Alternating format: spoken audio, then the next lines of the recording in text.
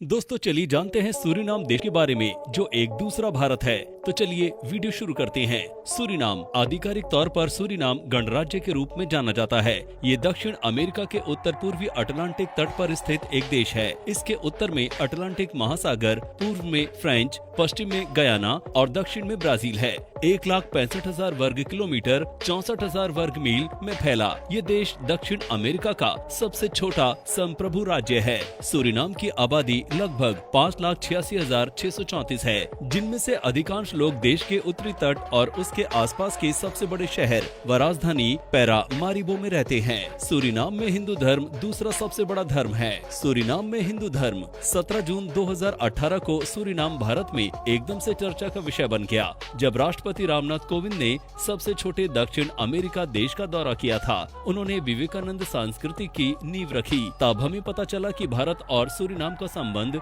ऐतिहासिक है। ठीक 148 साल पहले 34,000 से अधिक भारतीय मजदूरों ने ब्रिटिश गुलामी से निजात पाने को एक बेहतर जीवन की तलाश में एक अज्ञात और दूर देश में अपने कदम रखे। उनका अनुभव कड़वा रहा, लेकिन सच्चे धैर्य का प्रदर्शन करते हुए उनमें से कई ने बाधाओं को पार कर लिया। वे बच गए और वहाँ फले फूले। श्री राम टापू के नाम से भी जाना जाता है सूरीनाम। इन गिरमिटिया गरीब त्रस्त मजदूरों में से अधिकांश भोजपुरी भाषी क्षेत्र से हैं। बता दें, सूरीनाम का नाम ब्रिटिश द्वारा किया गया था, इसलिए अप्रवासियों के पास इसके बारे में केवल सकारात्मक छवियां थी। इसे श्री राम टापू भी कहा जाता था, जिसका अर्थ है वो देश जहां श्री राम रहते हैं। भारतीय संस्कृति और परंपराओं से परिपूर्ण देश है सूरीनाम। 25 नवंबर 1975 को सूरीनाम की स्वतंत्रता से पहले विभिन्न जातियों के बीच देश संघर्ष हुए थे, जिसके बाद कई लोग सूरीनाम छोड़कर नीदरलैंड में रहने लगे। सूरीनाम के भारतीय खुद को भारत के वंशज के रूप में देखते हैं और भारतीय संस्कृति और परंपरा को बनाए रखने की कोशिश करते हैं। उनमें से बहुत को ये नहीं पता कि भारत कितना विविध है। सूरीनाम में बसे भारतीय व्यापार और कृषि में सक्रिय हैं। वे डॉक्टर, वकील और शिक्षक भी हैं। उन्हें भारतीय संस्कृति पर गर्व है। यहाँ लोकप्रिय है भारतीय नेता और अभिनेता। भारतीय प्रधानमंत्री नरेंद्र मोदी सूरीनाम के भारतीयों के बीच बहुत लोकप्रिय हैं।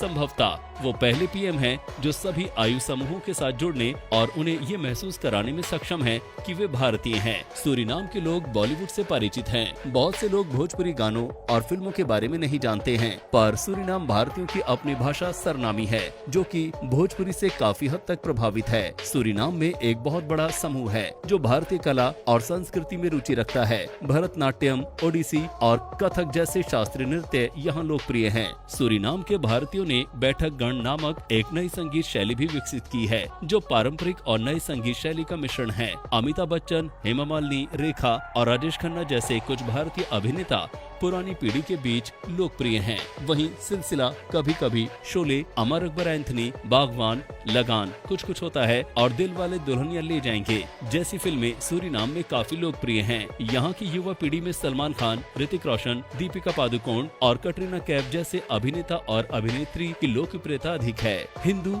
और सनातनी संस्कृति के प्रति जीवंत देश। सूरीनाम में हिंदुओं की कहानी मोटे तौर पर गुआना और त्रिनिदाद और टबेगो के समांतर है। भारतीय गिरमिटिया मजदूरों को डच और ब्रिटिश के विशेष व्यवस्था द्वारा औपनिवेशिक डच यानी गुआना भेजा गया था। अंतर ये है कि नीदरलैंड के हिंदू धर्म के प्रति अधिक उदार नीति ने एक मजबूत संस्कृति को विकसित करने की अनुमति दी। कठोर जाति व्यवस्था का अभाव तथा गीता और रामायण का सार्वभौमिक पठन इसके उदाहरण हैं। ARDA की रिपोर्ट के अनुसार यहाँ बसे हिंदू समुदाय में लगभग 18% रूढ़िवादी पारंपरिक हिंदू धर्म का पालन करते हैं, जिसे वे सनातन कहते हैं। वहीं सूरीनाम के निकेरी में एक हिंदू मंदिर भी स्थित है। इस्कॉन की सूरीनाम में भी मौजूदगी है।